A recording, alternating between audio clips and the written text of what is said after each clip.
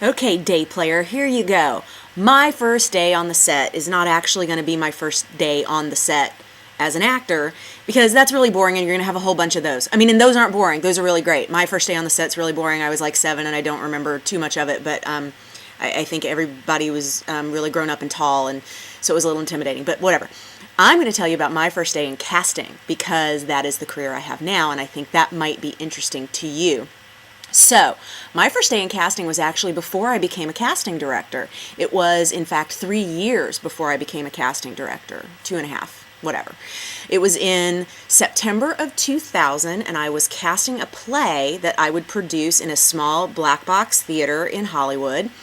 And I put out an ad in Backstage West, and I scheduled all the auditions, and I told all the actors to do a monologue.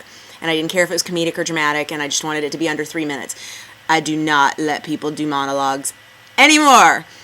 Not just for the reason I'm about to explain, but certainly that's part of it. Okay, so on the first day of auditions, we did 2 days of auditions. The first day of auditions, this girl comes in, and she gets up on the stage, and we're sitting out in the audience watching her. And there are some people who are in holding area behind us, who are going to be doing their auditions next, but they can't see what's going on.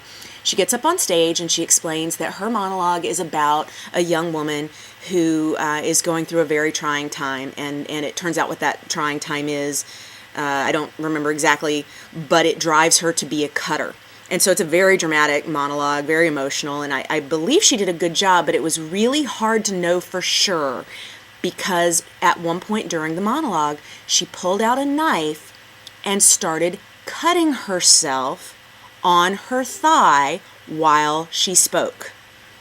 She started dragging the knife back and forth across her upper thigh, because she's wearing this little mini skirt, and blood started dripping down her leg and heading into her little boots.